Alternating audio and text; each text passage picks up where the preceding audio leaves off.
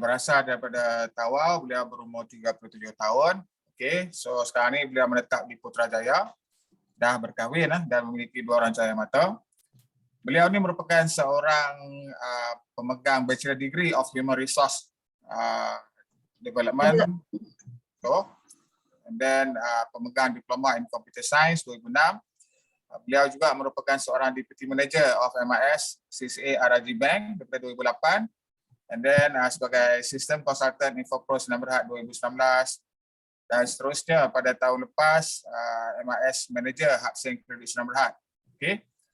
Beliau menyertai Quantum Metal pada bulan Jun 2021 dan dipromotkan kepada konsultan ataupun dealer pada 10 November 2021.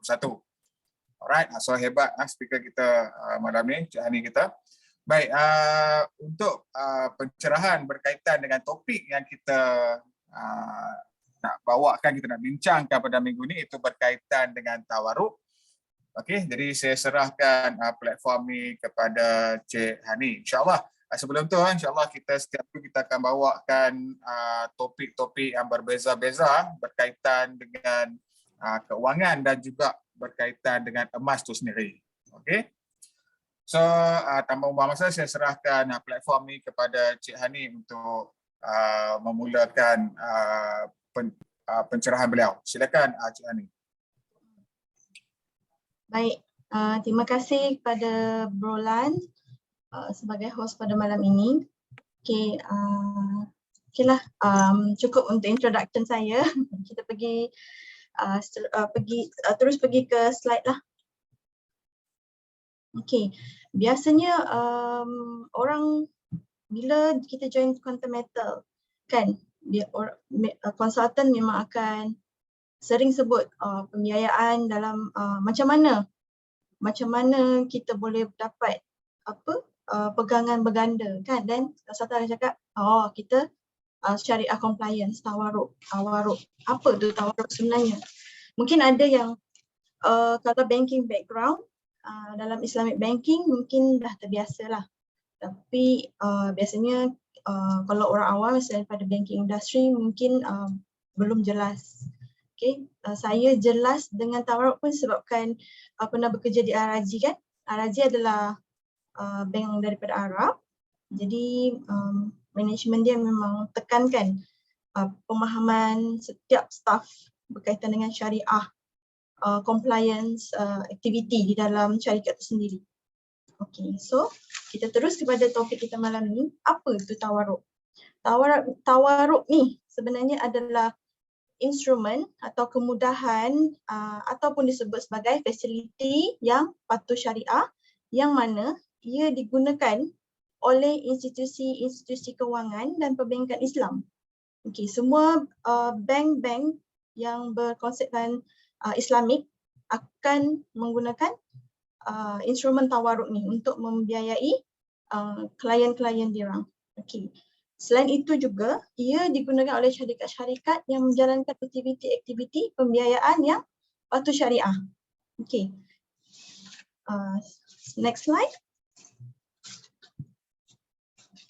So, definisi tawaruk sebenarnya adalah satu bentuk kontrak jual beli. Dalam Islam, dibenarkan jual beli. Maknanya, kita ada komoditi, kita ada ownership terhadap sesuatu benda yang kita nak jual kepada pembeli, dan pembeli beli komoditi tersebut ataupun sesuatu yang kita jual tu dengan harga yang kita dah masukkan profit dia sekali. Tetapi dibenarkan pembeli bayar harga barangan tersebut secara tangguh. Maknanya konsepnya kau guna dulu, bayar kemudian.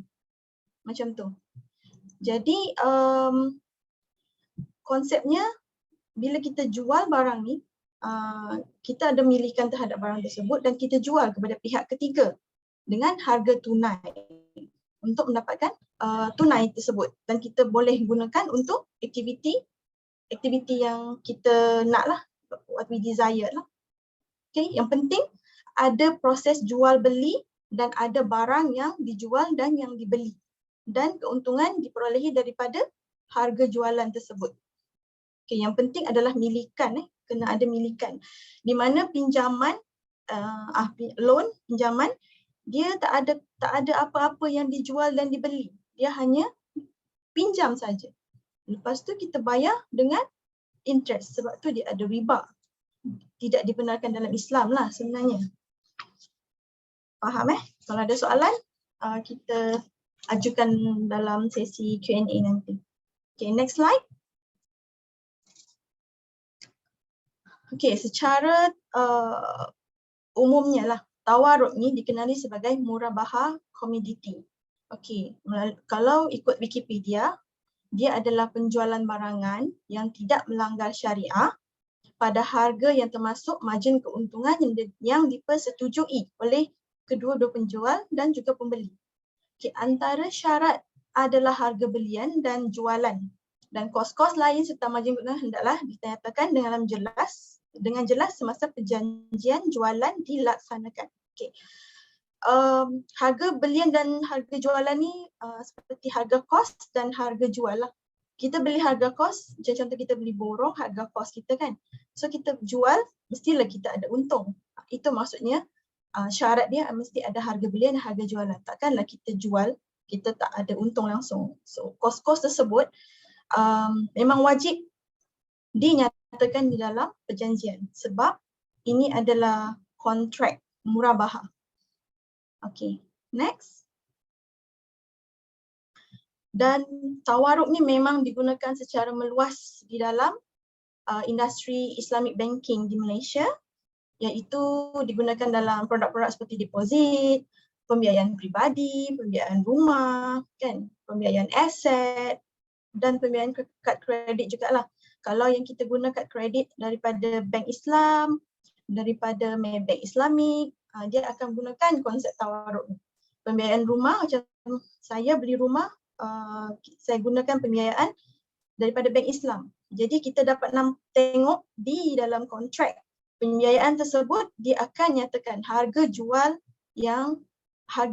yang bank jual balik kepada kita, harga komoditi tersebut. Okey, dan ada terms-terms dia dalam perjanjian jual beli antara pembeli dan penjual lah. Okey, next. Okay, dari segi hukum syariahnya, tawaruk ni, okay, next.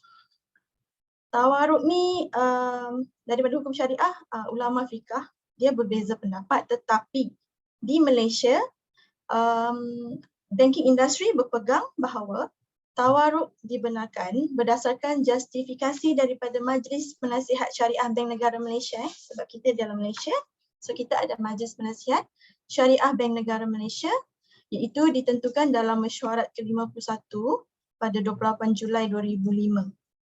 Okay, ini majlis yang menentukan lah dan justifikasi tawaruk ni. Okay, next. Okay, dalam sebabkan di syariah banking, ilhamnya mesti daripada bersandarkan kepada Al-Quran. Okay, dia dinyatakan dalam surah Al-Baqarah, Allah menghalalkan jual beli, berjual beli, berniaga dan mengharamkan riba. Okey, daripada mazhab Hanafi, Hanbali dan Syafi'i, dia berpegang bahawa tawaruk adalah haruslah dan dibenarkan di dalam Islam. Even Nabi Muhammad sendiri dia berniaga. Berniaga ni mesti ada jual beli. Dan jual beli mesti ada harga kos dan harga jualan kan. Okey, next, itulah dia punya base on tawaruk ni. Okay, proses pelaksanaan tawaruk. Okay, jom kita, okay, next slide. Okay, apa sebenarnya proses dia? Dalam tawaruk ni dia ada 4 elemen penting lah. Yang pertama mesti ada pembeli, yang mesti ada penjual. Okay, yang kedua ni dia mesti ada akad. Akad tu ialah ijab dan kabul. Bukannya nikah je lah, ada ijab dan kabul dengan akad Dia ada ijab dan kabul, iaitu tawaran oleh penjual dan penerimaan oleh pembeli terhadap harga yang ditentukan dan keuntungan yang ditentukan serta kos-kos yang dinyatakan di dalam kontrak perjanjian. Yang ketiga yang ini penting, kena ada aset. Aset yang dijual dan aset yang dibelilah. Okay, dalam konteks Malaysia biasanya komoditinya adalah crude palm oil, minyak sawit. Tapi komoditi lain yang dibenarkan dalam syarat pun ada, macam timah ke dan lain-lain lah. Dan yang keempat adalah harga. Harga tu mesti disebut dalam kontrak tawaruk. Mesti jelas. Okay. Next. Kontrak tawaruk ni dia melibatkan dua peringkat transaksi je. Iaitu pelanggan, pembeli, dia berhutang dengan bank. Ataupun dalam konteks kita hari ini adalah QM lah. Okay, yang kedua, pelanggan iaitu pembeli akan mendapat tunai daripada transaksi tersebut. Okay. So far jelas? Dia ada dua peringkat transaksi saja. Okay, sebab dia pun the objective of tawaruk is untuk pelanggan dapatkan tunai. Pelanggan tak nak produk pun, dia nak dapatkan tunai, tapi bank ataupun QM dia tak boleh bagi saja-saja tunai macam tu kan. Berdasarkan apa dia nak bagi kita tunai. So dia kena melalui proses jual beli komoditi. Dan daripada situ, daripada komoditi tu dia jual, dia beli dan dia jual, ada milikan dan dia boleh jual kepada kita dan kita tak nak produk, kita lantik dia untuk jual kepada pihak ketiga. Yang ni proses ni kita akan pergi ke diagram yang seterusnya lagi lebih jelas lah. For now, kita fokus pada dua peringkat transaksi ni. Okay, next. Okay, dua transaksi tawaruk iaitu pembeli beli komoditi dengan bayaran tertunda. Bayaran tertunda ni maksudnya hutang lah. Dia hutang. Tetapi dia tak ada niat untuk gunakan komoditi tersebut. Komoditi ni lah aset yang kita jual beli tadi tu. Tapi pembeli tak ada niat untuk menggunakannya.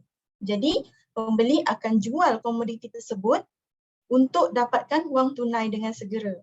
Tapi wang tunai tu dia guna untuk buat aktiviti perniagaan dia lah. Okay. Tapi harga belian tadi tu, bayaran untuk pembelian komoditi tadi tu, yang dia dah jual tu, dia akan bayar kemudian. Bila dapat untung, dia baru bayar balik untuk harga bayaran tu. Bayaran kepada komoditi tersebut. So far okay? Ada soalan? Okay, next. Dia senang je sebenarnya kalau dah faham lah. Okay. Dan proses tawaruk yang basic, dia bukan basic, semua pun akan, semua Islamic banking, Islamic financing akan melalui proses yang sama. Yang pertama adalah bank ataupun penjual. Okay, dia akan biasanya, okay, di dalam konteks umum, dia akan gunakan broker ataupun menjadi peserta di dalam bursa. Okay, apa yang bank buat, dia akan beli komoditi daripada pengeluar pada harga spot lah, harga yang disetujui di dalam pasaran bursa. So dia beli daripada trader A. Okay. Selepas dia beli daripada trader A, dia dapat milikan, dia dapat ownership, maknanya dia ada komoditi tersebut. Maknanya kalau sertifikat tu adalah atas nama bank. Jadi dia ada sesuatu untuk dijual. Okay. Yang kedua, dia akan jual komoditi kepada klien. Jadi klien akan beli komoditi tersebut dan pindah pemilikan. Jadi bila klien beli komoditi tersebut, klien pula yang ada komoditi, dia ada aset. Okey, dia nak dapatkan tunai, dia akan jual aset tersebut kepada orang lain pula untuk dapatkan tunai kan. Okey, tetapi bila klien beli komoditi tersebut daripada bank, walaupun pemilikan dah dipindah milikkan kepada klien, tapi klien akan bayar harga belian tersebut kemudian. Dia beli pada harga tangguh. Ini yang kalau dalam konteks QM kita panggil flexi. Flexi payment. Kita bayar kemudian. Guna dulu, bayar kemudian. Atau beli dulu, bayar kemudian. Dan ia akan, dua-dua pihak ni akan masuk dalam kontrak murabahah. Iaitu persetujuan dengan harga belian dan margin keuntungan yang ditentukan oleh bank ataupun QM lah. Jadi maknanya di sini pada stage ini klien berhutang dengan bank. Dia berhutang dengan bank ataupun penjual ataupun QM. Kita masih berhutang. Jelas Okay, next. Okay, bila klien dah ada milikan terhadap komoditi tersebut, klien tak nak komoditi, klien tak nak pun crude palm oil tu kan, nak buat apa kan? Kita nak tunai sebab kita nak beli. Kita nak beli sesuatu ataupun kita nak buat aktiviti lain lah. Okay. Jadi disebabkan klien ni bukan peserta dagangan di dalam pasaran bursa, klien akan lantik bank ataupun dalam konteks kita adalah QM untuk jual semula komoditi tersebut kepada pihak ketiga, kepada trader B. Okay. Bank akan mewakili pelanggan untuk jual dan dapatkan tunai. Okay. Dapatkan tunai. Jadi bila dah dapat tunai, pelanggan dapat tunai, dia akan gunakan contoh untuk beli pembiayaan untuk beli rumah. Okay, tapi kita belum bayar bayaran pembelian komoditi kepada bank. Itu dinamakan tawaruk. Kita dapat aset, kita dapat beli aset, betul, tapi kita belum bayar harga belian tersebut. Tetapi kita dah jual aset tersebut kepada orang lain, kita dapat tunai. Macam tu. Faham tak? Faham tak? Saya risau ni. Faham, cikgu. Okey.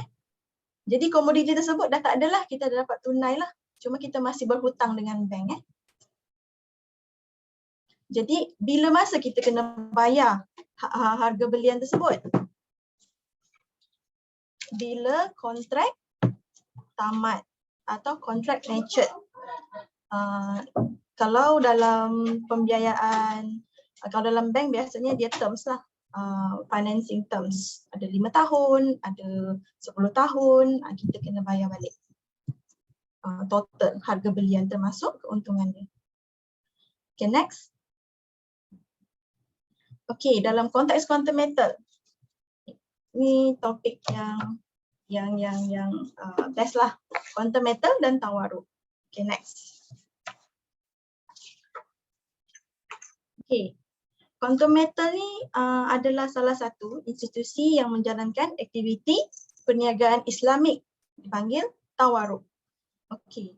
Konsep tawaruk diaplikasikan untuk produk emas patuh syariah kita, iaitu Gold Convert Account, Gold Asset Enhance 5 kali, Gold Asset Enhance 10 kali. So apa tujuannya? Quantum metal baik sangat. Tujuannya adalah untuk bantu economic recovery. Apa tu? Penyelesaian kepada ekonomi masyarakat. So kita dapat maksimumkan keuntungan kita. Okay, next.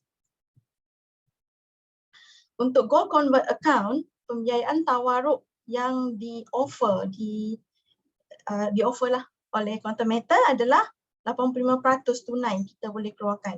Maknanya cash advance tu untuk kita belanja, untuk kita berniaga kan, untuk rolling modal, untuk bayar komitmen. So profit rate dia adalah 3.5% sahaja ke atas cash yang kita dapat, bukan terhadap total gram yang kita pledge, yang kita masuk dalam holding inventory.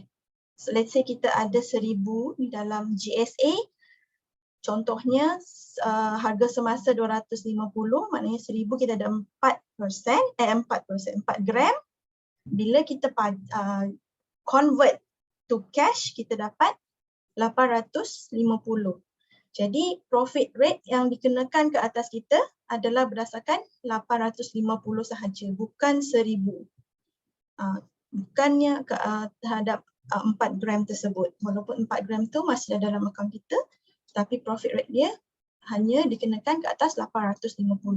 Berbeza dengan kalau kita pajak dengan di Ahrano lah, yang tradisional punya kan. Kita ada nilai emas sebanyak 1,000. Ahrano bagi kita cash hanya 800.5 contohlah. Upah simpan yang dikenakan oleh Ahrano di luar adalah berdasarkan 1,000, bukan berdasarkan 850. So dan dia punya rate adalah lebih tinggi berbanding Quantum Metal. Quantum Metal sangat rendah. Yang paling rendah di pasaran. Bila kita compare lah, kalau kita buat sedikit research, memang Quantum Metal adalah yang paling rendah. Begitu juga Gold Asset Enhance 5 kali dan 10 kali. Pembiayaan tawaruk adalah 40% untuk JAE 5 kali. Manakala pembiayaan tawaruk adalah 90% untuk JAE 10 kali. Dan profit rate yang dikenakan adalah 3.5% setahun mengikut bilangan hari. Okay, next. Ini senario apabila ahli QM beli 1 unit GAE 10 kali. Okey, modal berbayar yang kita ahlilah kan. Modal berbayar kita hanyalah 1,000 unit lebih kurang untuk 1 unit. Dan harga hutang kita adalah 9,000 dengan QM. So macam mana QM nak bagi kita 9,000 adalah menggunakan konsep tawaruk ataupun hutang sebanyak 9,000 yang digunakan untuk beli 9 unit JAE. Jadi total pegangan kita akan jadi 10,000. Okey. Dan tujuannya adalah untuk gandakan simpanan dan keuntungan kita. Okey. Kita punya modal berbayar 1,000, kita dapat pegangan 10,000 dan hak milik terhadap emas adalah hak milik 100% is kita punya. Kita yang ada hak untuk bila masa kita nak jual 10,000 pegangan emas tersebut. Okay, next. Okay, macam mana QM bagi kita pembiayaan sebanyak 9,000 ni? Sama je konsep dia. Okay, bila kita enter the contract untuk JAE 10 kali melalui sistem QMS, bila kita enter, klik-klik, dah siap. Tapi proses di belakang dia adalah begini. QM akan beli komoditi bernilai 9,000 di mana? Di Bursa Sok Asila. Kemudian QM ni akan dapat milikan terhadap komoditi tersebut. Jadi QM akan jual kepada kita. QM jual komoditi tadi kepada kita dengan harga tangguh, flexi payment. Dan QM nyatakan terang-terang yang keuntungan dikenakan terhadap 9,000 ni adalah sebanyak 3.5% setahun. Okey. Next. Okey, kemudian kita dah beli komoditi tu. Dalam konsep hutang, kita tak bayar lagi lah. Tapi kita tak nak komoditi tu. Jadi, kalau perasan semasa kita purchase akan ada beberapa dokumen dekat bawah. Wakalah disebut. Dokumen tersebut bermakna kita wakilkan QM ni untuk jual komoditi yang kita beli daripada QM tadi dan ia bernilai 9,000 untuk dapatkan tunai. Kita tak nak komoditi, kita nak tunai untuk beli emas. Okey. Jadi bila QM dah kita lantik jadi ejen penjual, QM jual balik komoditi kita di Bursa Sok Asila kepada trader yang lain. So dapat tunai. Spot payment lah, spot price namanya. Dapat harga tunai 9,000.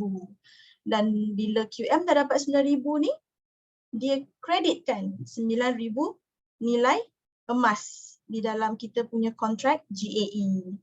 Okay, so dapatlah kita 9 unit GAE 10 kali. Dan total pegangan kita 10,000. Milikan 100% kita punya. Okay. Next. Okay, secara overall. Okay, kita ulang kaji Bila kita nak beli 1 unit GAE 10 kali di dalam QMS melalui QMS sistem, QM akan beli komoditi bernilai 9,000 di Bursa Sok Asila. Kemudian QM dapat pemilikan komoditi tersebut, dia ada sesuatu untuk dijual kepada kita. Kita beli komoditi tersebut dan pemilikan akan berpindah kepada kita. Bila kita ada sesuatu untuk dijual, kan kita dapat tunai, kita ada sesuatu untuk dijual. Tetapi bila kita beli komoditi daripada QM, kita belum bayar harga yang kita beli daripada QM. Maknanya harga belian kita adalah 9,000 plus 3.5% profit rate ataupun yuran pengurusan. Okay. Kita ada komoditi, kita nak tunai, kita nak jual tapi kita bukan peserta dagangan di Bursa Suk Asila. Jadi kita lantik QM untuk jual komoditi kita untuk kita dapatkan tunai. Okay, bila QM dah dapat tunai 9,000 tersebut, disebabkan niat kita nak beli emas, jadi QM akan beli emas untuk kita. So QM akan kreditkan jumlah emas di dalam akaun unit JE yang kita beli tadi. Jadi daripada situ kita dapat 9 unit JE 10 kali. Okay. Pemilikan penuh pada kita dengan pegangan 10,000 nilai emas. Mengikut harga semasa. Faham? Okay, next. Apa tak faham nanti boleh tanya. Boleh. Okay, next. Okay, jadi ingat tawaruk adalah hutang yang patuh syariah, iaitu dia berdasarkan kepada jualan dan belian. Yang mana kita beli dulu, bayar kemudian. Ataupun guna dulu, bayar kemudian. Bila kita dapat untung, baru kita bayar kepada QM. Kan? Bila kita beli JE 10 kali, kita tak bayar. Kita berhutang dengan QM 9,000.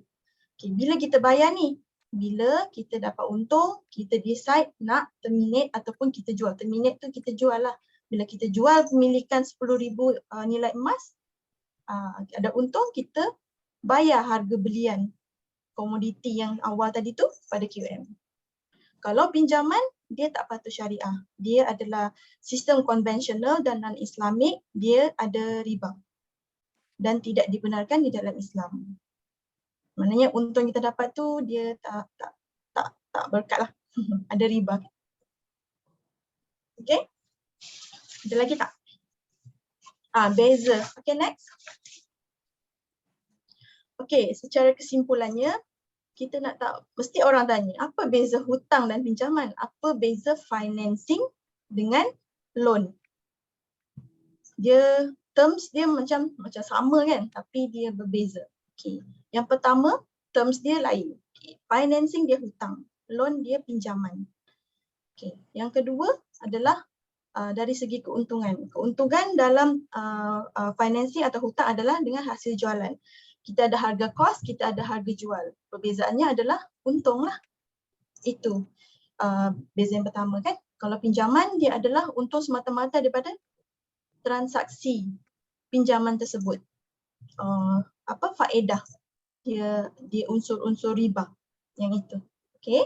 Yang ketiga adalah dari segi aset, pemilikan aset. Yang ini dalam syariah trading, aset mesti ada.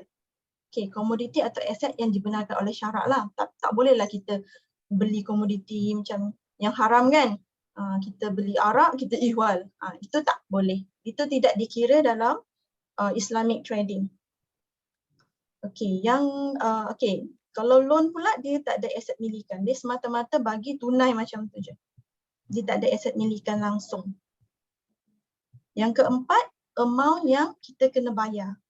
Untuk konsep hutang, nilai dia adalah tetap. Kita hutang 9,000, kita bayar 9,000. Lebihan adalah harga keuntungan, harga jualan. Okey. Untuk loan, kadar faedah, iaitu interest dia berubah-ubah mengikut BLR ataupun BR. Kalau siapa yang tak tahu BLR atau BR ni adalah base lending rate ataupun base rate yang ditentukan oleh bank. Okey, dia berubah-ubah. Ada masa turun, ada masa naik. Kalau naik kita kena bayar lebih. Kalau turun dia adalah terms-terms dia kan. Dia takkan nak rugi punya. Biasanya dia ada minimum. Okey, yang kelima pemilikan aset. Yang ni sama dengan aset lah.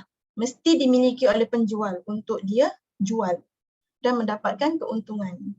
Okay, kalau pinjaman dia tiada pemilikan aset langsung oleh penjual dan dia hanya memberi pinjaman sahaja. Yang ini tidak patuh syariah. Yang keenam adalah dari segi penalti. Penalti ni kalau kita bayar lambat lah, kan, overdue. Kalau dari segi hutang, yang patuh syariah, dia adalah hanyalah ganti rugi. Berapa yang kita kena bayar balik dan berapa ganti rugi yang ditentukan oleh penjual. Kalau loan, dia compounding interest. Maknanya interest ni akan bertambah semakin banyak takkan habis-habis lah. Compounding maksudnya. Contoh kita dikenakan penalty late payment 1,000. Nanti bulan depan kan lambat lagi, dia akan kira 1,000 ni tambah 1,000 lagi. Jadi dah lebih daripada apa yang kita dah pinjam. Itu perbezaan hutang dengan pinjaman lah. Maknanya dia merugikan pihak yang satu lagi. Kalau hutang, dua-dua untung, dua-dua akan rugi. Sebab tu dipanggil ganti rugi. Kalau pembeli lambat bayar balik, penjual akan rugi. So dia minta ganti rugi macam tu. Okay. Next. Dan hutang ni bila orang sebut hutang, orang mesti rasa negatif. Hutang, dia banyak hutang kan. Lepas tu orang kata nak bayar hutang, kerja banyak-banyak nak bayar hutang. Okay, sebenarnya hutang ada hutang yang baik dan ada hutang yang jahat. So hutang yang baik adalah hutang yang akan menambah kekayaan. Hutang pendidikan untuk tingkatkan kerjaya, bila ada higher qualification, kita mungkinlah dapat promotion. Bila dapat promotion, kita punya active income pun bertambah. Tak ada orang dapat promotion hutang pula. Takkanlah ada orang dapat promotion gaji dia akan menurun kan, mesti meningkat. So sebab tu dipanggil hutang pendidikan adalah hutang yang baik. Yang kedua adalah hutang hartanah. Semua orang tahu nilai hartanah tak pernah menurun. Kalau menurun pun tak efek sangatlah. Kan, jangka panjang nilai hartanah memang meningkat setiap tahun. Yang ketiga adalah hutang perniagaan. Hutang perniagaan ni digunakan untuk kembangkan bisnes. Bila bisnes berkembang dengan pengurusan yang baik, dapat profit yang baik. Kan? Dan ada hasil pendapatan. Okay, kalau hutang jahat contohnya hutang-hutang yang menghakis kekayaan kita. Kita bayar beli, tapi nilai dia susut setiap tahun. Contoh yang paling ketara adalah hutang kereta. Okay, nilai dia susut setiap tahun. By the time kita habis bayar hutang kereta 5 tahun atau 9 tahun, nilai dia akan susut sebanyak 95%. Okay, kalau ikut FRIS rate, depreciation rate, 4 tahun pun dah kurang sebanyak 4 tahun ke 2 tahun. Dah kurang sebanyak 40%. Okay. Yang kedua adalah kad kredit. Yang ini yang paling jahat. Kad kredit. Dia berbelanja lebih dari kemampuan. Kita kredit, berbelanja secara kredit. Kita berhutang lagi, lebih berhutang. Dan ada dikenakan interest lagi kan. Dan yang seterusnya adalah hutang peribadi. Dan ini sering disalahgunalah buat pinjaman, tapi gunakan untuk aktiviti yang tidak mendatangkan keuntungan. Untuk shopping contohnya, untuk travel ke, sangat-sangat tidak bagus. Okay, jadi kita belajarlah untuk mewujudkan hutang-hutang yang baik, yang menambahkan kekayaan. Okay, untuk kereta, contohnya kita kata hutang jahat ni beli kereta kan, tapi kereta tu kadang-kadang dia satu keperluan. Dan yang bagusnya dalam platform QM, matlamat kita adalah economic recovery. Jadi kita boleh cover balik apa yang kita belanjakan kepada untuk hutang-hutang jahat tersebut. Kan? Baik yang QM bagus tu. Samalah. Okay, next. Okay. Untuk pengetahuan semua, Bursa Suaz Sila ni adalah platform pengurusan kecairan tunai lah untuk Islamic trading. Dilancarkan secara rasmi 17 Ogos 2009. Bursa Suaz Sila ni dibangunkan oleh Bank Negara Malaysia dengan kerjasama Suruhanjaya Security dan Bursa Malaysia Berhad. Bursa Suq Asilah memang di bawah Bursa Malaysia Berhad. Ia diwujudkan untuk mendukung inisiatif Malaysia sebagai Pusat Kewangan Antarabangsa ataupun Malaysia International Islamic Financing Center, MIFC. Jadi macam mana diorang boleh come up with Bursa Suq Asilah? Itu bursa melalui bahasa Arab. Okay, bursa adalah platform, suq adalah pasaran dan al-sila iaitu berupa barangan ataupun komoditi. Jadi secara tak ringkas jugalah, secara secara keseluruhannya ini adalah konsep-konsep tawaruk dan macam mana konsep tawaruk ini diaplikasikan dalam QM. Disebabkan itu kita dapat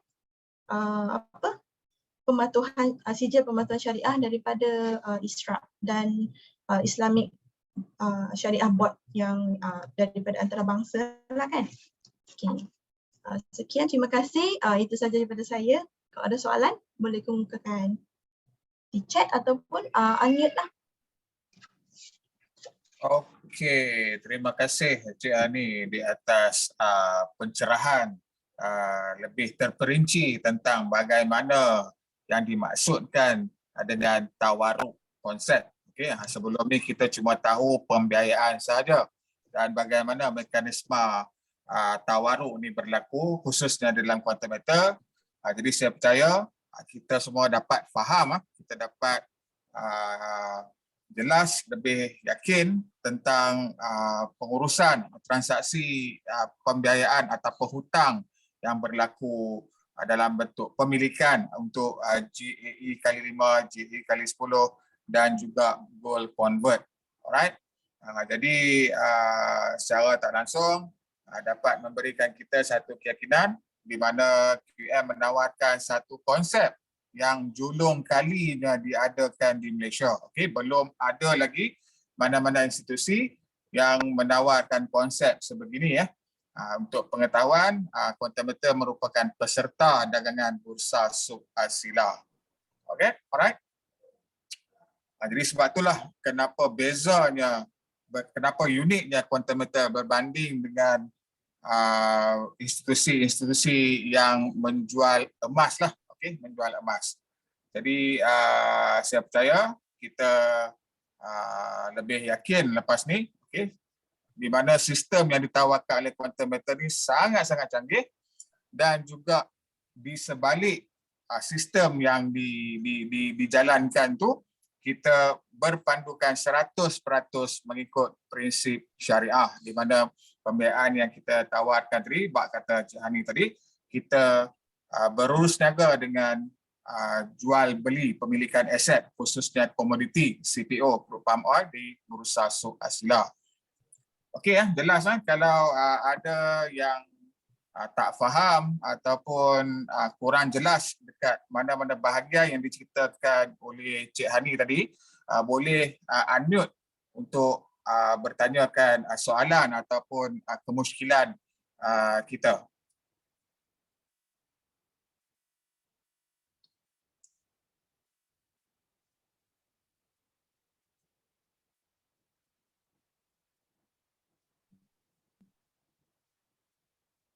Alright. Ada soalan? Tak ada lagi. Belum ada lagi. Masih tengah hadam lah tu.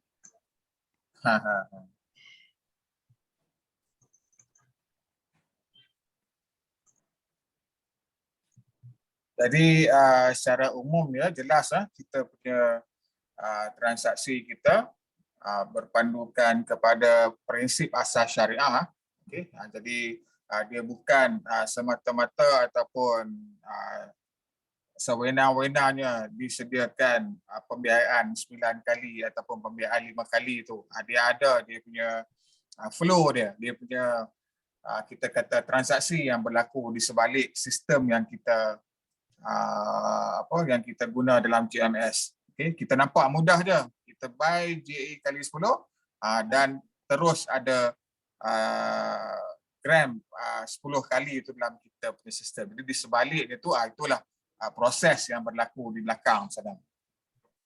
Alright, insya-Allah lepas ni kita akan bawakan lagi topik-topik yang lain, okey, khususnya kaedah bagaimana pemilikan bersama. Okey, jadi kita akan rungkaikan insya-Allah di minggu-minggu yang akan datang apa itu konsep pemilikan bersama, sebab ramai saya percaya ramai lagi di luar sana yang masih lagi sangsi tentang konsep digital ni.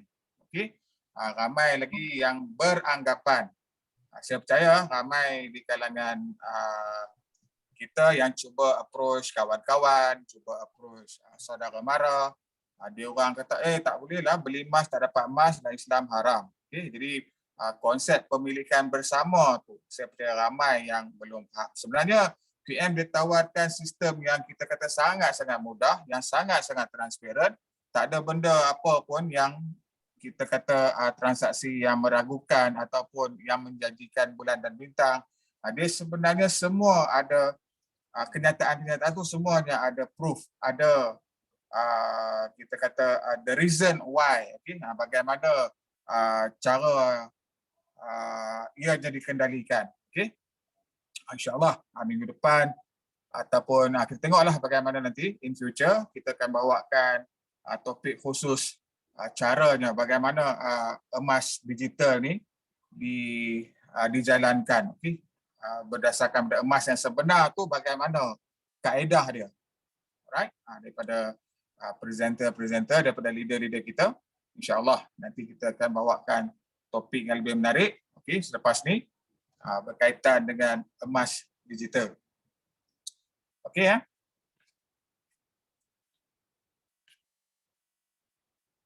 Ada soalan ke ataupun masih blur-blur? Tolong respon sikit. Saya tak tahu.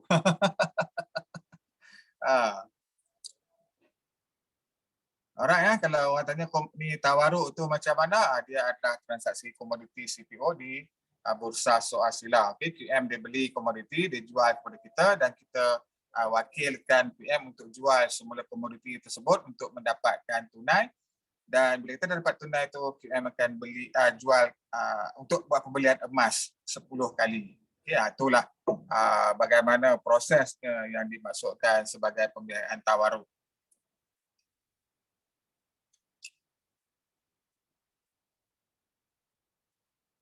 Okey ya. Ya, okey sangat Bro Lan.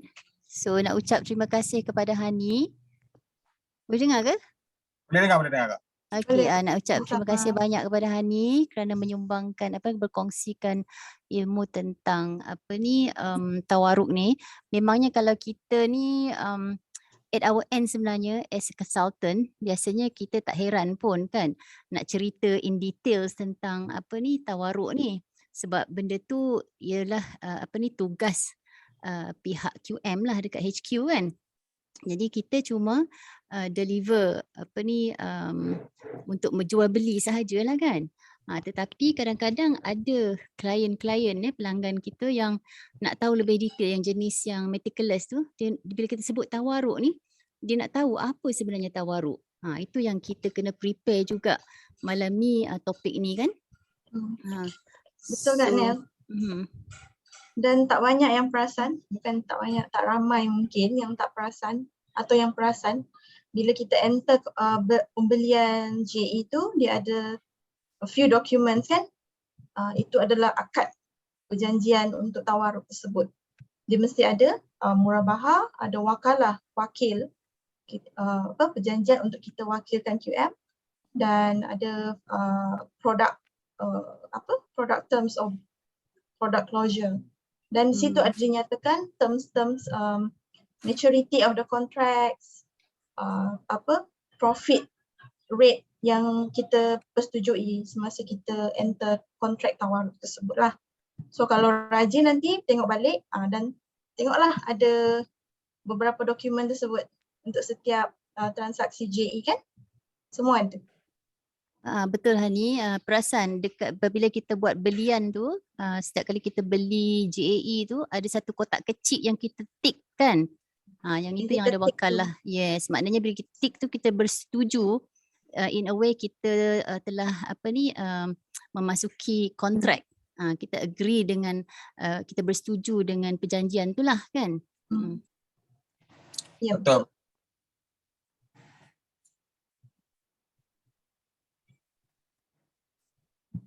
Okey, yang lain-lain di luar sana ada pertanyaan? Boleh tanya Puan Hani.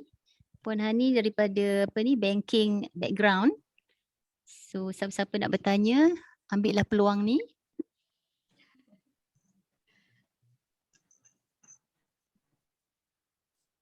Okay, saya harap semua yang dengar boleh explain kembali kepada orang ramai lah. Okay. Itulah harapan saya. Okey, terima kasih Cik Hani di atas pencerahan tadi. Jadi saya percaya kita dapatlah maklumat kan bagaimana bila orang tanya tawaruk tu apa, so kita dah boleh explain, kita boleh cerita dekat prospek kita. Jadi dengan memahami konsep tawaruk tu secara tak langsung dapat menambahkan lagi keyakinan kita tentang berurus niaga dengan quantum metal ni. Okay? Jadi kita nampak everything, segala-galanya adalah begitu telus, begitu kita kata transparent. Jadi kita tahu setiap apa yang kita buat, setiap apa yang kita lakukan ada dia punya kaedah dia. Okay? Bukan simply dia letak, simply dia buat macam tu saja. Alright? Jadi inilah contoh yang Cik Ani explain tadi. Masa kita nak buat proses pembelian, dia ada dokumen-dokumen yang mana kita kena tick box di sini. Okay? Acceptance of wakalah, kita lantik PM untuk jual semula komoditi. Kemudian deed of charge, murabahah sales akad dan flexi gold product. Right? Kalau kita tak tick box ni, dia tak boleh jalan. Perasan tak? Okay? So inilah dia. Okay? Kenapa kita kena tick box ni dan the reason kenapa benda ni mesti dibuat diterangkan oleh Cik Hani sebentar tadi. Okey, jelas ya? Jelas. Terima kasih. Alhamdulillah, okey, selesai perbincangan kita berkaitan dengan tawaruk. Jadi saya nak lanjutkan sedikit lagi masa kita pada sesi yang kedua, iaitu bagaimana kita boleh menjalankan bisnes di QM.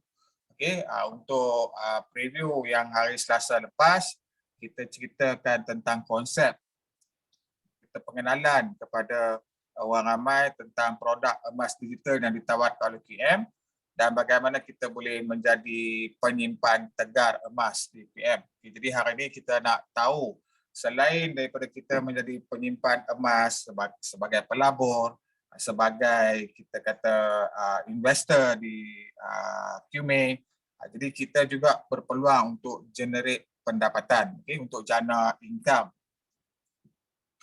Okay, boleh semua dah ready untuk saya pergi ke sesi yang seterusnya. Ready. Ready. Ya, ready. Okey, bila semua dah ready, saya akan bawakan kaedah bagaimana kita boleh generate income yang lumayan di quantum metal. Okey, cara dia untuk melayakkan kita menjadi sebahagian daripada konsultan QM, cara dia kita kena buat pembelian sendirilah. Okey, kita kena buat pembelian sendiri JE 3 unit, JE kali 5 3 unit ataupun JE 10 kali 1 unit. Alright? Dan kita kena bayar 300 untuk menyertai program kursus pembelajaran Gold Education Program di QMCU. Okay? Ini dilakukan secara online 2 hari, Sabtu dan Ahad. Jadi yang ni requirement yang diperlukan untuk menjadi konsultan. Okay? Jadi tuan-tuan dan puan tak perlu bimbang, bukan 300 ni kena bayar sekarang. 300 ni once bila kita dah jadi introducer, kita nak pergi ke peringkat yang seterusnya masa nak jadi konsultan, masa tu baru diwajibkan untuk attend training ni lah. Alright? Jadi hierarki yang ada di quantum metal ni dilambangkan mengikut warna, okey, mengikut kod color kita, start daripada putih, kuning, orange, green, blue, purple, brown dan juga black. Okey. Jadi semakin besar pangkat kita, maka makin besarlah potensi pendapatan yang kita bakal perolehi di QM. Okay. So saya percaya yang attend training kita pada malam ini semua dah pegang status introducer sekurang-kurangnya. Okay. Cara dia, kalau yang belum konsultan, kena buat pembelian 3 unit JE kali 5, okay, ataupun JE kali 10 1 unit. Dan kena maklumkan dekat konsultan masing-masing untuk promote ke status introducer. Okay, bila dah jadi introducer, apa dia inilah, maksud dia punya konsultan akan aktifkan status customer kepada introducer. Okay, jadi bila dah jadi introducer, kita dah ada peluang untuk nak bina kerjaya, untuk bina income. Okey, sebelum saya ceritakan tentang berapa payout, berapa yang bakal aku perolehi bila aku join sebagai konsultan, saya ceritakan dulu dia punya tier dia dulu. Okey, dia punya hierarchy yang ada di QM. Okey, tadi kita dah nampak bermula daripada putih sehinggalah ke hitam. Okey, bila kita join daripada customer naik pada introducer, dan peringkat yang seterusnya kita gelar sebagai konsultan ataupun bahasa lama kita sebut sebagai dealer lah. Okay.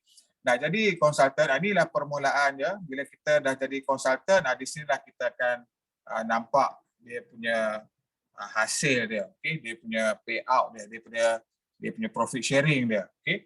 Untuk melayakkan kita menjadi konsultan ni, sebab dia nak kita aktif konsultan lah. Okay. Bila kita nak jadi ke konsultan yellow ni, kita kena ada at least 5 orang lah. Kita kena ada at least 5 orang klien, okay, ataupun introducer, okay. Tak kisahlah dia jadi introducer ataupun dia sebagai klien saja, dia perlukan 5 orang, dan jualan daripada investor 5 orang ni, daripada 5 orang ni dia nak 7,500 US dollar ataupun ringgit Malaysia 30,000 lah. Okey. Jadi kita bawa masuk 30,000, maka kita dapat promote ke peringkat konsultan yellow ataupun bahasa lama kita sebut sebagai dealer lah. Okey. Jadi produk yang diperlukan untuk qualified ke konsultan yellow ni adalah GAE series, GAE series, JE 10 kali dan juga ataupun JE 5 kali. Okay, dia perlukan requirement yang diperlukan adalah daripada JE series. Kalau misalnya kita ada banyak buat GSA, GSA tak dikira untuk promotion. Okay, cuma commission adalah. Cuma untuk promotion tak dikira. So senang saja, dia punya marketing plan dia hanya duplikasi dengan 5. Okay, so bermula dengan 5 sebagai untuk jadi konsultan yellow, kita kena ada 5 orang introducer ataupun investor.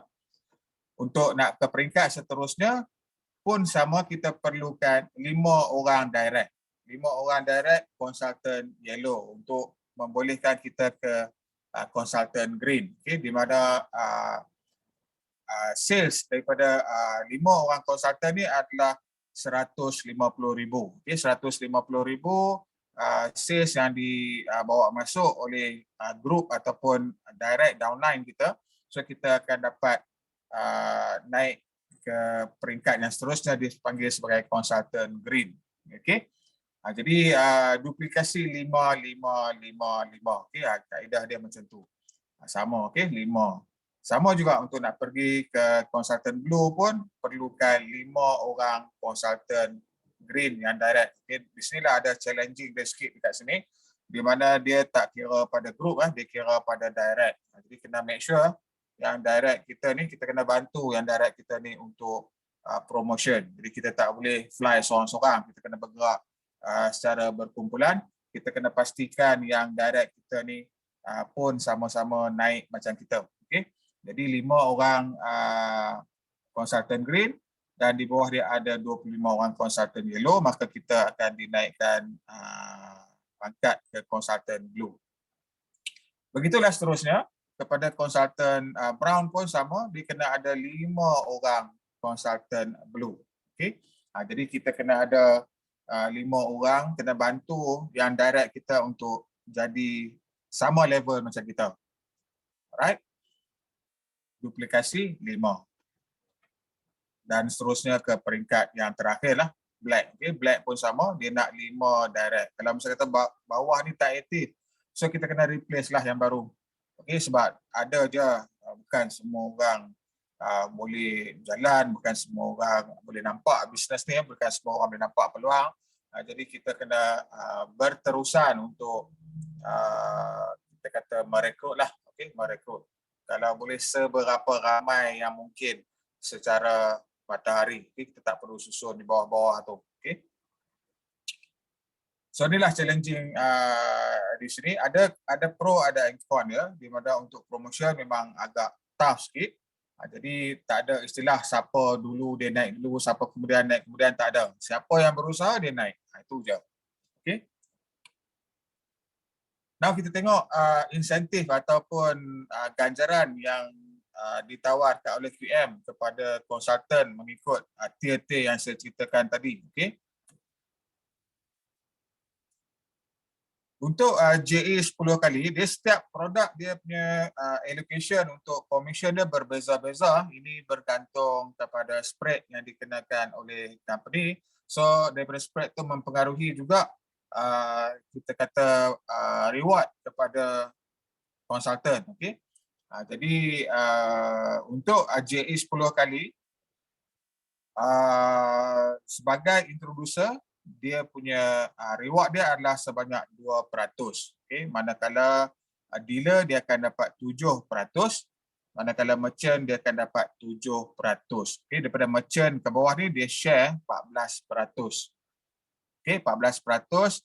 Tengoklah kalau misalnya kata dia personal sales, dia akan dapat 14 lah. Kalau di bawah dia ada introducer dapat 2, so dia akan dapat different dia. Dia akan dapat 12. Manakala di bawah dia dealer, dia akan dapat 7. Dan sekiranya dealer ni di bawah dia ada introducer dapat 2, dia akan dapat different daripada 7 ni, dia akan dapat 5. Right? Dan seterusnya, kalau misal kata dah sama rank, dealer sama dengan dealer, okay, dia still lagi ada 1%.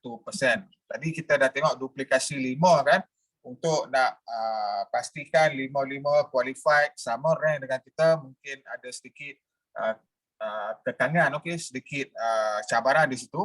Maka QM dia sediakan profit sharing lah 1%. Kita dah ada seorang yang sama level dengan kita, dia tak break away, kita still lagi ada 1%. Alright. Begitulah sama di peringkat merchant pun macam tu juga. Katakanlah Cik Hani dah merchant, okay, dia rekrut saya pun naik merchant juga. By the way, dia dah putuslah, dah break away lah kan. Tapi disebabkan Cik Hani perlukan lagi 5, walaupun tak cukup lagi 5, dia still lagi dapat 1% daripada sales daripada grup saya. Okay. Begitulah seterusnya, merchant developer dia akan dapat extra lagi 3%. So 14 campur 3 dah 17%. Okay, sebab tu kita tengok margin yang ditawarkan oleh QM ni sangat-sangat tinggi. Sekarang ni pun kita dah nampak 17%. Dan untuk peringkat tertinggi, inilah margin yang QM bayar kepada konsultan, 20%. Memang sangat-sangat tinggi kalau kita buat kajian dekat mana-mana institusi lain yang menjual emas, memang takkan dapatlah, okay, profit sharing, reward sebanyak 20%. Jadi kita yang tertinggi dalam pasaran sekarang ni. Dan yang menariknya 20% ni kita tak bayar sebulan sekali ataupun 15 hari sekali. Yang best dia 20% ni dibayar on the spot. Itu yang bagus. Macam kita buat trading biasa pula.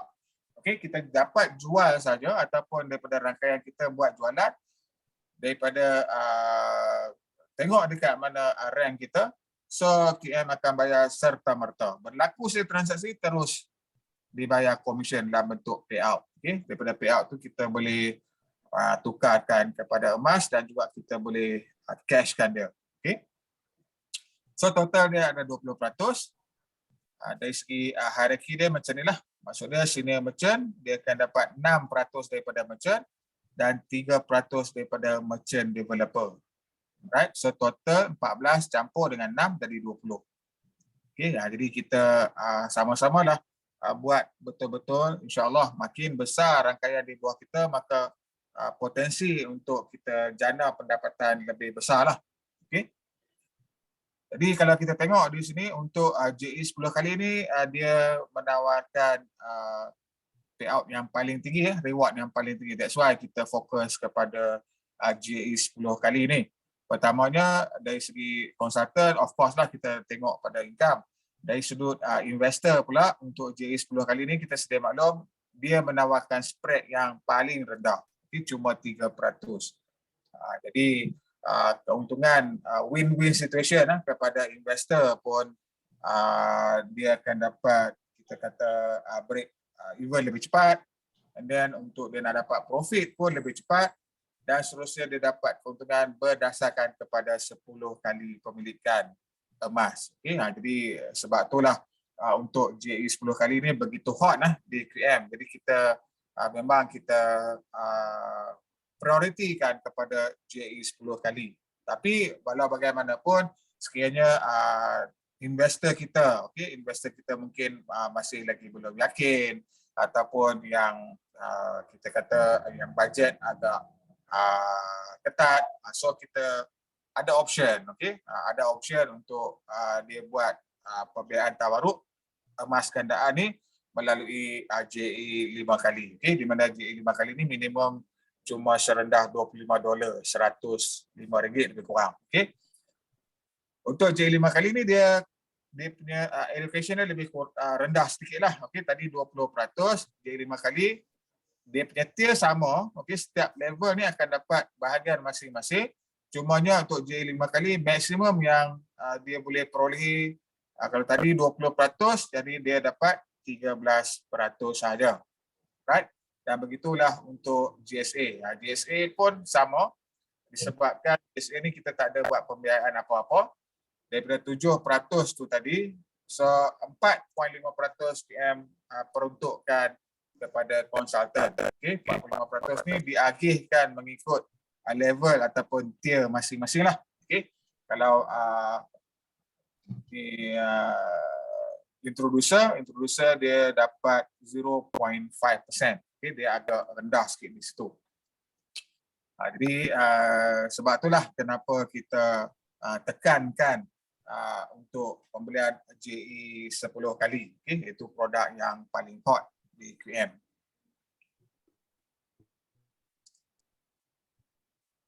Okay, so ni saya cerita sikit tentang University Corporate Quantum Metal. Kita di QM ni dia tekankan education program, goal program.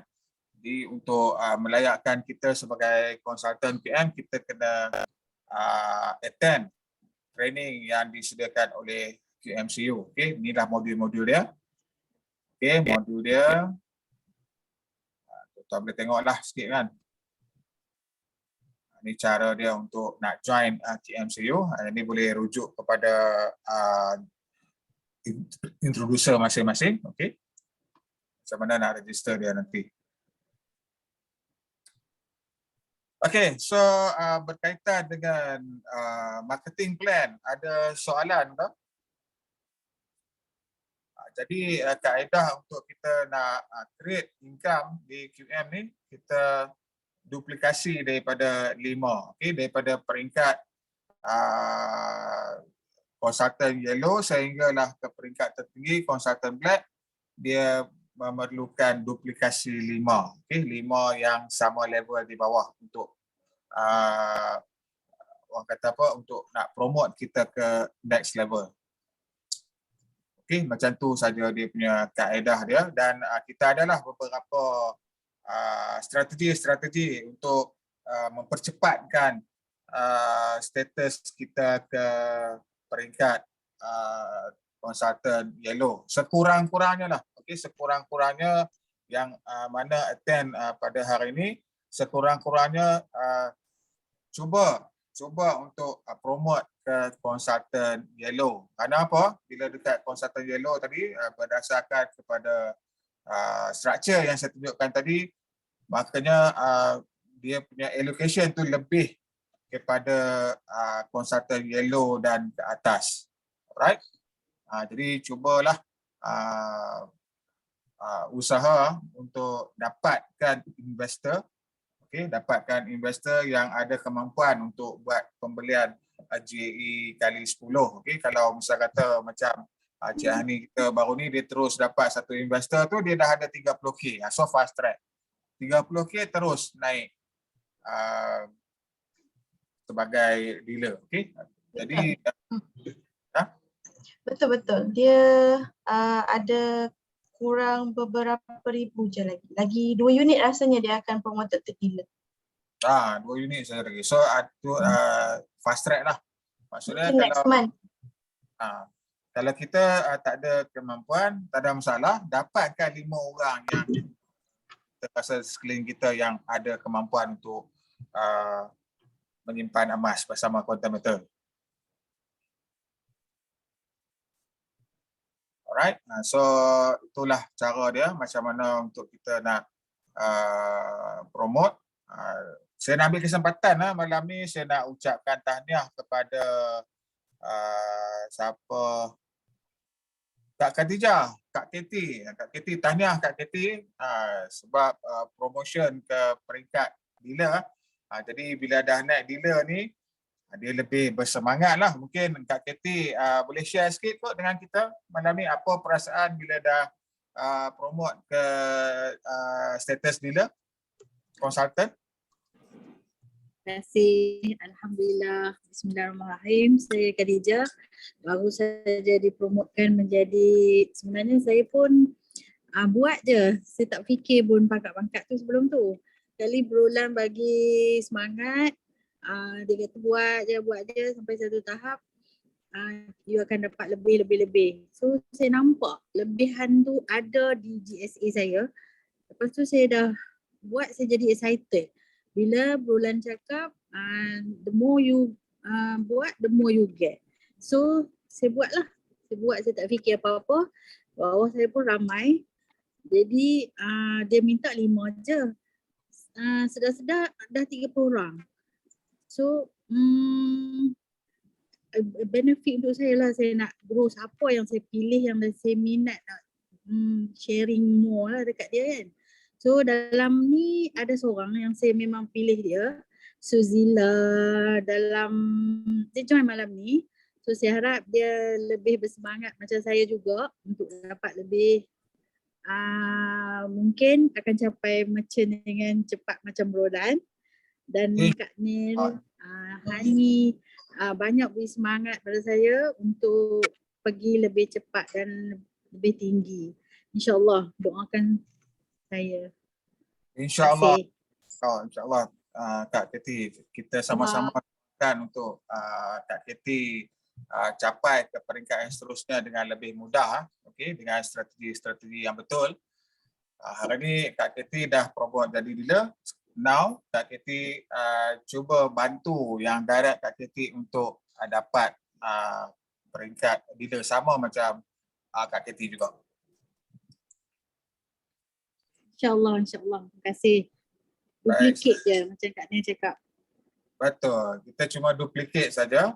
Jadi melalui platform yang kita sediakan daripada pihak GPG team, kita nak bantu ahli-ahli kita, member-member kita yang mana yang mungkin ada kekangan dari segi presentation, mungkin ada kekangan dari segi nak yakinkan investor, just ajak dia orang, bawa dia orang ke sesi preview kita di mana preview kita akan disampaikan oleh Tuan Azan, begitu bertenaga, begitu bersemangat, insya-Allah, dan juga dibantu oleh rakan-rakan kita yang lain, terutamanya Cik Hani, Kak Nel kan. Jadi secara tak langsung dapat memberi kita kata nilai tambah kepada customer kita, pada prospek kita untuk memulakan simpanan emas digital bersama QM.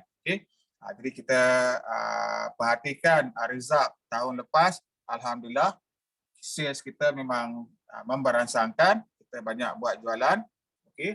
Jadi di peringkat company pun grup kita ada rank lah. Tahniah kepada semua yang berusaha keras. Jadi mudah saja cara dia, kita just invite saja kita punya prospek, kita punya customer, okay, join sesi preview yang kita buat setiap minggu. Tak pernah miss lagi ya. Kalau saya tak ada, mungkin saya akan Cik Syam akan bantu. Okay, Cik Syam akan ganti macam baru ni saya ada emergency, ada kematian saudara di KL, jadi saya travel, dia tak dapat nak bersiaran lah. Okay, jadi terima kasih Cik Syam. Kita kata menjalankan amanah untuk kita sampaikan kepada new investor kita. Sama-sama. Alright, insyaAllah. Jadi begitu mudah aja platform yang disediakan, kita just invite saja orang. Okay, insyaAllah. Bila orang dah join preview, kalau dia dengar sampai habis tu, insyaAllah lah mudah-mudahan dia akan terbuka hatilah untuk menyertai kita sama ada sebagai investor ataupun juga sebagai konsultan di QM. Alright. Baik, sebelum kita akhiri sesi kita pada malam ni, mungkin ada soalan ke yang kita nak tanya ataupun nak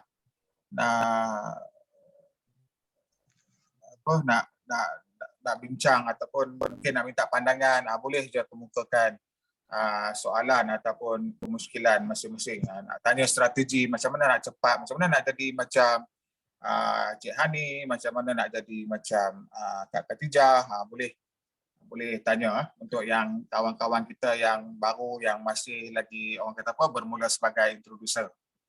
Okey, mungkin ada strategi-strategi khusus yang boleh kita apply untuk kita capai matlamat untuk jadi dealer secepat mungkin. Ada soalan ke? Brolan, mungkin Ya, saya. boleh kita request Puan Hani bagi testimoni sikit why she join QM, apa yang menarik tentang QM ni. Ya. Sebab Okey. actually malam ni ada juga orang baru yang sebenarnya. Sepatutnya dia tu untuk hari Selasa kan, tak apalah. Kita bagi dia some preview sikit lah. Boleh. Mungkin Cik Hani boleh ceritakan sikit macam mana Cik Hani bermula, okey, kenapa Cik Hani milih platform QM dalam banyak-banyak industri yang menawarkan emas sebagai instrumen pelaburan. Kenapa Cik Hani pilih QM? Silakan Cik Hani. Soalan cukup emas Okay. Saya join QM bulan Jun. Semasa tu PKP. Okay. Masa tu office memang tutup. Kita semua work from home. Dan tiba-tiba dapat mesej daripada seorang kawan baik ni. Nama dia Alisha. Alisha ada ni Alisha. Cik Alisha ada malam ni. Yeah. So Alisha yang introduce Kak Hani, dia hantar invitation. Dia kata, nak tak join QM ni, dia patuh syariah, AMLA, Institutional Reporting Agency.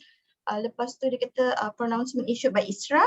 Dan last kali yang buat Hani trigger untuk terus daftar adalah boleh beli emas RM10. Boleh beli emas RM10. Sebab kita semua pun aware kan, harga emas ni masa dia harga RM35 orang kata mahal. Bila harga dia RM50 pun orang kata mahal. Kan? Bila sekarang ni harga dia berapa dah? 200 lebih. Pun kata mahal juga. So bila kita nak cakap emas tu murah? Okay. Jadi dengan prestasi emas yang sebegitu, bila ada offer boleh beli emas RM10, tell me siapa yang tak nak. So Hani memang terus daftar. Dia kata daftar free je. Okay, bila daftar free, Hani join lah business preview sebab nak tahu kan, nak tahu apa benda quantum metal ni. Pernah dengar-dengar je tapi tak ada orang approach. So basically memang macam tu. Pernah dengar tapi tak ada orang approach. Jadinya bagi kita yang dah tahu ni, kita just approach saja sesiapa sahaja yang kita kenal. Okay, actually diorang memang dah pernah dengar dari mana-mana. Cuma tak ada yang orang serius approach. Most of my directs memang macam tu. Bila Hani ajak je, ada account emas tak? Dekat bank ke apa ke? Dia kata ada. Then Hani akan terus introduce lah. Kan? Pernah dengar quantum metal? Nak tak buka account emas quantum metal? Free je. Boleh beli emas RM10.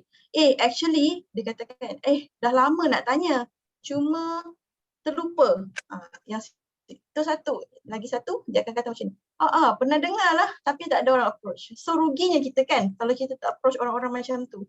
Diorang dah tahu tapi tak ada orang seriously approach them and explain apa tu quantum metal. Sebenarnya apa yang buat Hani join quantum metal secara serius, mula-mula tu hanya sebagai nak simpan emas je. Sebab Hani memang aware emas ni memang satu aset yang bagus. Okay. Bila kita simpan 100 dalam saving account, beberapa tahun kemudian kalau lah tak terguna kan, masih lagi 100 tetapi dengan kadar inflasi, purchasing power kita hanya kurang daripada 100. Contohnya bila kita ada 100 tapi purchasing power hanya ada 70% je. Boleh beli benda sebanyak tak sampai 100 tu lah maksudnya. Maknanya harga semakin mahal tapi kita punya holding purchasing power rendah. Okey, tapi bila simpan emas, kita simpan 1 gram hari ni, harga 200.5, beberapa tahun lagi kita masih ada 1 gram tetapi nilai dia lebih daripada 200.5. So itu yang buat Hani serius menjadi penyimpan emas. Dulu memang simpan emas kat bank. Tetapi halangannya adalah sebabkan komitmen semakin tinggi kan.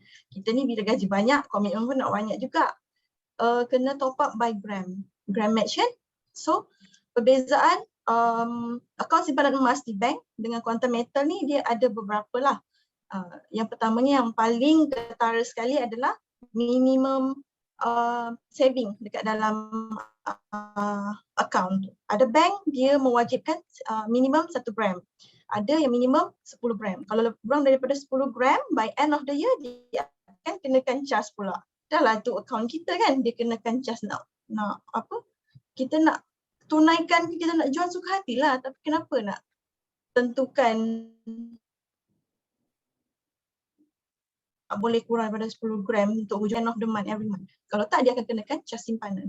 Tapi dalam quantum metal ni JSA tak ada charge simpanan langsung. Simpanlah 5 kg ke 50 kg ke berjuta-juta nilai emas pun dia tak akan charge kita upah simpanan. Melainkan kita masuk ke produk yang ada pembiayaan tawaruk lah. Kan sebab tu ada kos-kos pengurusan dia. Okay, yang kedua sebab apa Hani join QM secara serius adalah peluang-peluang yang dia tawarkan dekat kita ni sebagai investor, dia tawarkan pula profit sharing. Kan macam yang Brolan present tadi, struktur profit sharing untuk konsultan dia sangat-sangat adil. Lepas tu dia sales tu dia sales terkumpul tau, dia tak ada satu tempoh masa. Contoh untuk sebulan ni kalau capai ni baru dapat promotion kan. Dia tak ada. Dia all the way up, dia akan accumulate sampai kita promoted at the highest level. Itu yang best. Ada certain sistem ataupun structure, kita pun tahulah kan. Okay, dalam 1 bulan kena capai sales banyak ni. Ataupun dalam 1 tahun kena capai sales banyak ni. Baru boleh promoted. Lebih daripada expiry date, dia punya sales tak capai, dia akan reset. QM, dia tak ada reset. Betul tak Brolan? Betul kan kalau saya salah? Dia tak reset. So sales tu akan terkumpul. Macam dealer kan. Tak kira lah ambil berapa lama pun untuk promoted to dealer, QM tetap akan kira.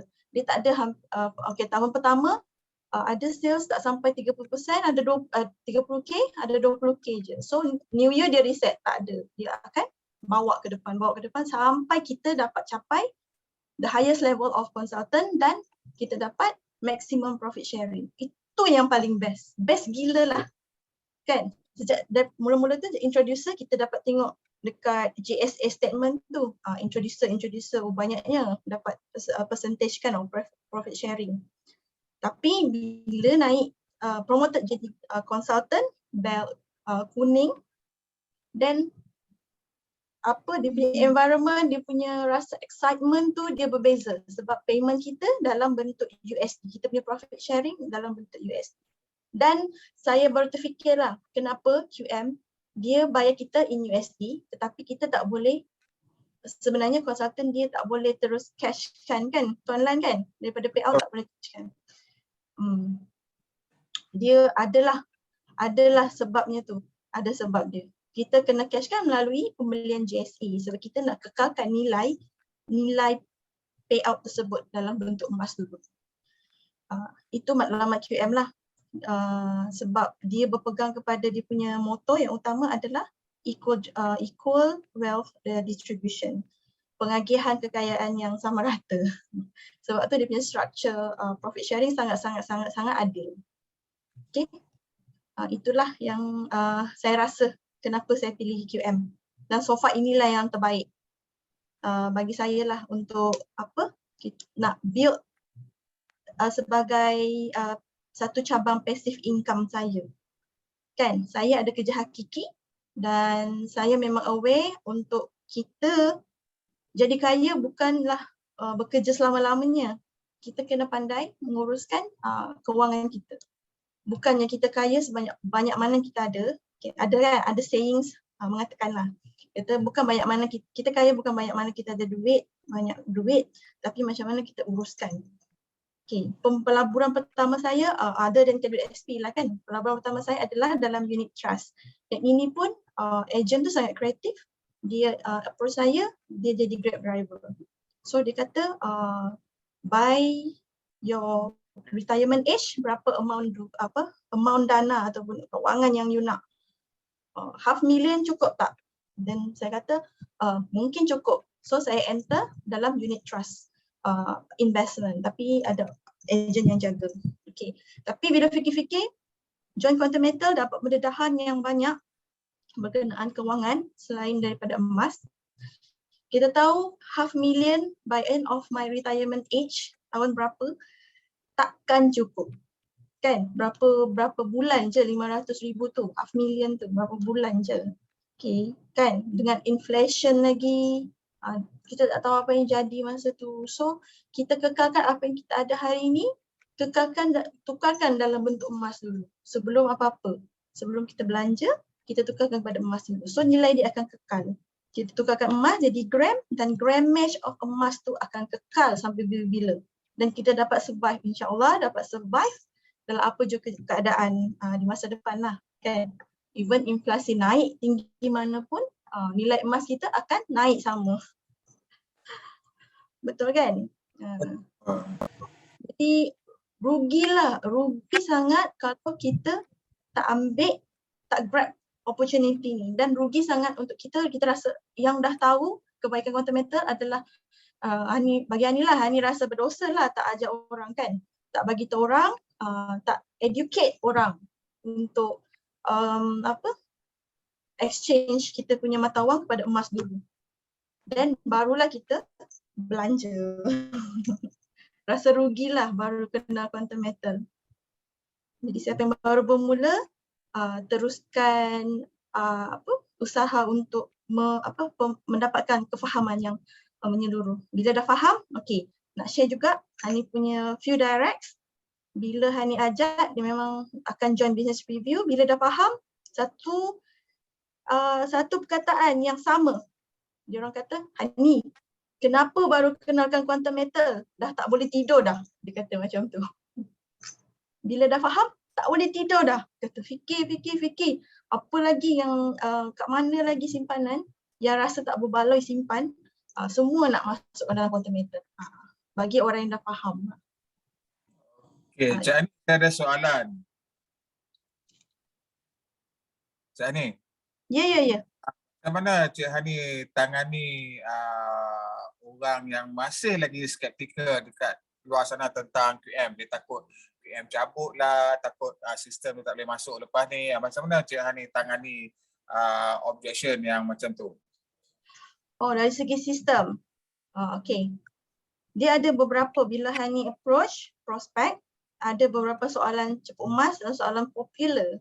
Yang pertama adalah confirm sistem tak tutup atau sistem failure atau website tak boleh diakses. Okay, macam mana Hani tangani? Senang je. Okay, siapa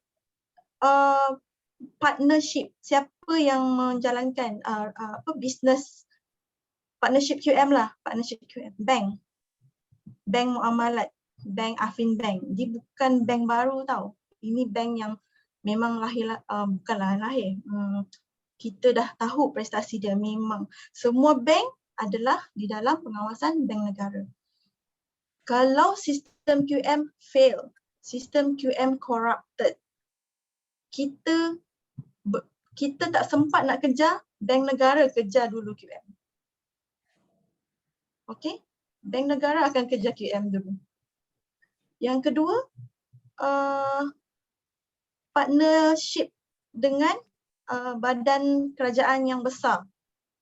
Okey, angkasa koperasi. Siapa mereka ni?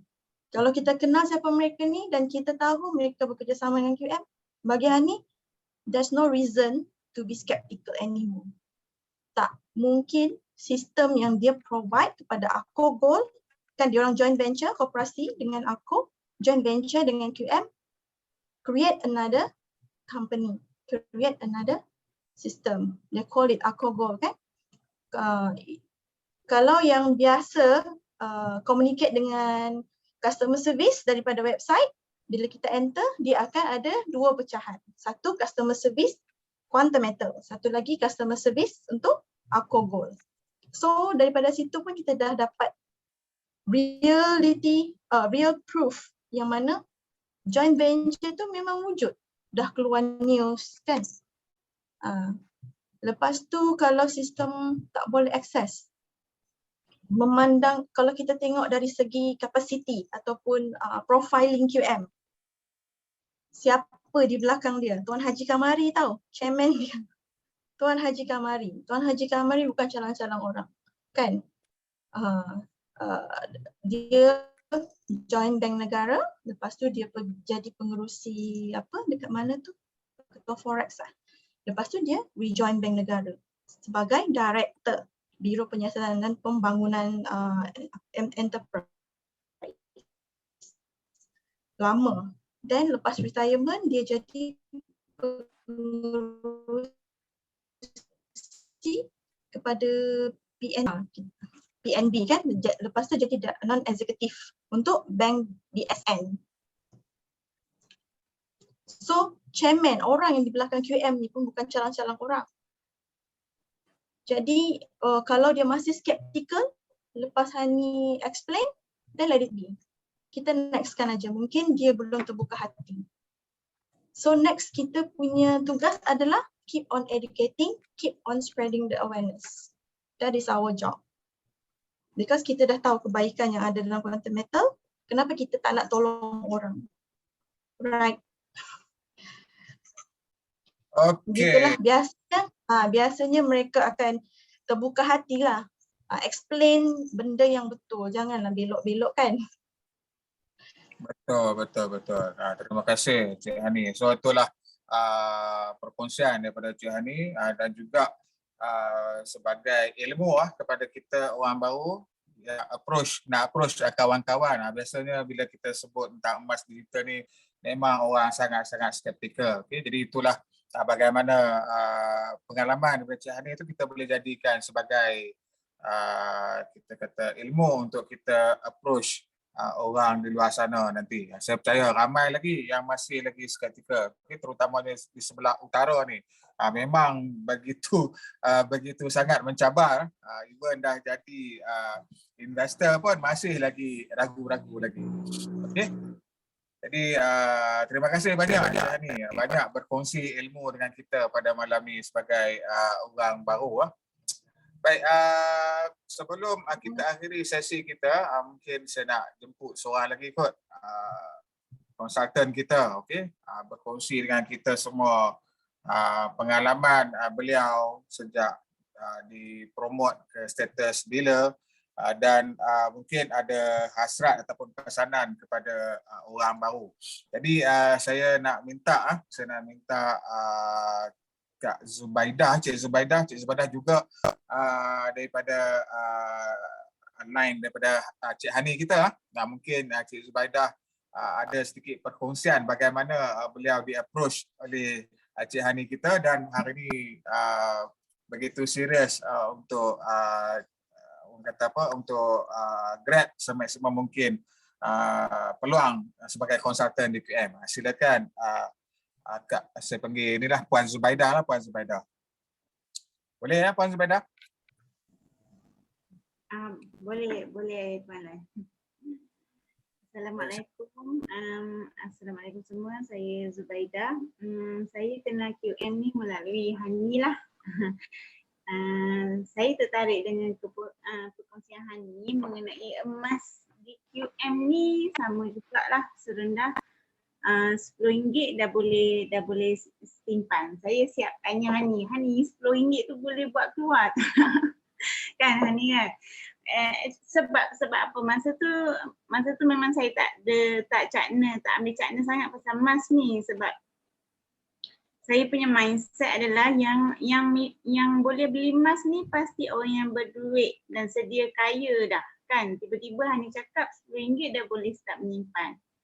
Macam ya ke kan, macam ada question, ada big question lah. Then Hani terus educate and bagi knowledge kan. So after that macam kita lebih yakin lah dengan profile company sendiri kan. Hani pun cerita bagaimana dia dalam komite AMLA apa dia punya proses tu kan. So start pada tu saya bagi tahu husband lah. Husband pun masa tu macam okay, keep tanya Hani lah kalau ada apa-apa macam yang tak faham lagi. Jadi kita orang macam bila dah faham tu start November, Alhamdulillah November juga dapat jadi dealer. Thanks to Hani lah actually yang banyak konsult kita orang, banyak bagi knowledge, banyak bagi informasi terkini kan. Okay, kalau ikutkan QM ni start pada pergi keluar kepada reseller tahun 2019 kan. Kalau kita ikutkan dia baru lagi, actually dia 2012 dah ada, cuma dia pergi kepada corporate dan bank-bank dululah untuk solid dan kukuhkan dia punya company tu kan. 2019 dia pergi ke reseller. Kalau kita tengok daripada pandang sudut positif lah, dia sebenarnya adalah peluang yang sangat besar lah untuk kita, sebab 2019 means baru ni, maksudnya kita ada peluang yang besar untuk terus educate orang kat luar tu untuk terus menyimpan emas. Actually banyak pilihan kan, tapi di QM ni banyak produk yang ada kelebihannya. Contoh kan, kalau DSA simpanan tu memang kat luar pun banyak, tapi produk yang tak ada di platform lain macam JAE 5 kali, JAE 10 kali kan, macam DCA, even though kat luar tu ada DCA, ada pajak, tapi kita still kena keluar ikut office hour dia kan untuk melakukan transaksi tu. Tapi di QM ni semuanya online.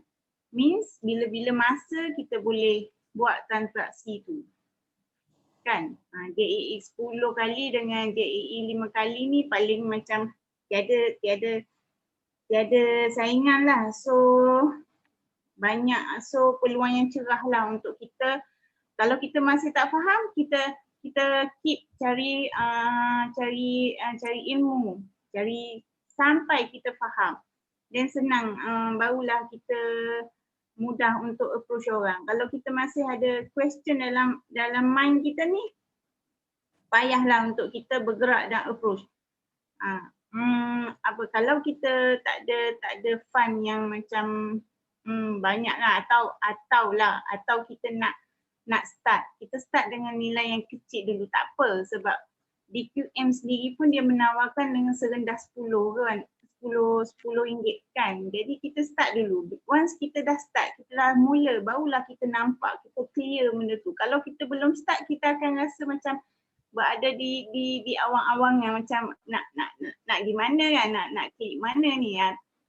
Macam kita ada ketakutan lagi.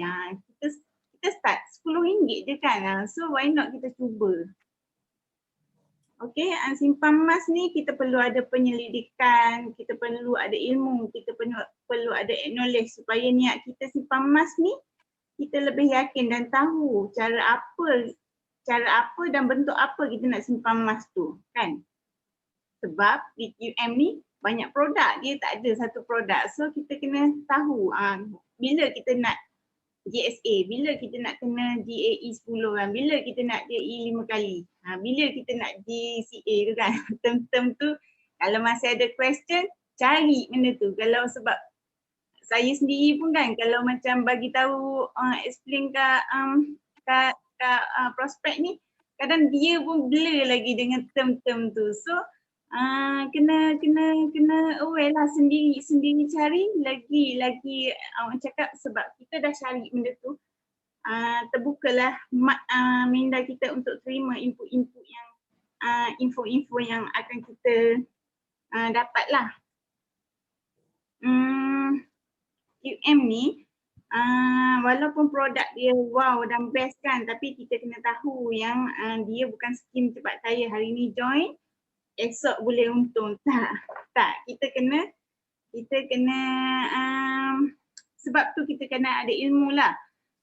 Simpan emas ni actually simpan emas ni sifatnya sendiri tu sentiasa meningkat dari dulu. Contoh kan, tahun 1998 harga 1 gram emas di bawah RM50.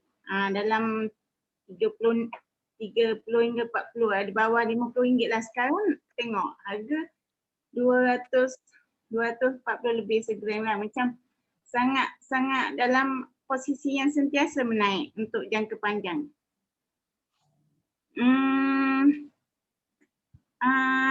Bila once kita dah tahu, once kita dah ada ilmu, kita dah yakin, kita dah rasa macam serasi untuk terus menyimpan, kita kena konsisten, istiqamah dalam menyimpan, insya-Allah impian atau matlamat yang dulunya kita rasa macam sama-sama kan, insya-Allah dengan QM ni kita boleh capai, insya-Allah.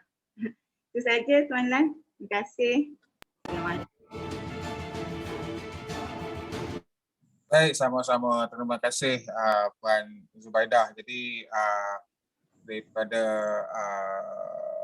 testimoni sahabat-sahabat kita tadi, insya-Allah dapat memberikan kita keyakinan untuk menjadi seperti mereka. Okey. Jadi insya-Allah saya malam ni kita dapat sedikit bekalan dengan ilmu dan juga perkongsian daripada sahabat-sahabat kita malam ni. Jadi saya percaya kita dapat mengorak langkah dan mulakan bisnes kita. Okey, kita start approach sahabat-sahabat, rakan-rakan. Kalau ada kemuskilan, ada masalah, just bawa dia orang ke sesi preview. Okey, insya-Allah dalam sesi preview nanti presenter kita, speaker kita dan sahabat-sahabat kita yang lain akan cuba bantulah untuk close kan kita punya prospek. Alright, so ada soalan lain kan, insya-Allah minggu-minggu yang berikutnya kita akan bawakan topik-topik lain yang lebih menjurus kepada kewangan dan juga emas itu sendiri ya. Jadi insya-Allah kita akan bawakan tentang konsep pemilikan bersama minggu depan, insya-Allah. Baik, so kalau tak ada apa, kita akhiri dulu sesi kita pada malam ni. Terima kasih dan tahniah kepada semua yang join malam ni, yang menunggu daripada awal program sehingga ke akhirnya. Jadi sehingga kita berjumpa lagi di minggu depan hari Selasa, insya-Allah. Dan kita akhiri dulu malam ni. Sekian, wabillahi taufiq wal hidayah. Wassalamualaikum warahmatullahi taala wabarakatuh dan selamat malam semua. Waalaikumsalam warahmatullahi wabarakatuh. Terima kasih Bulan, terima kasih Hani, terima kasih semua participants.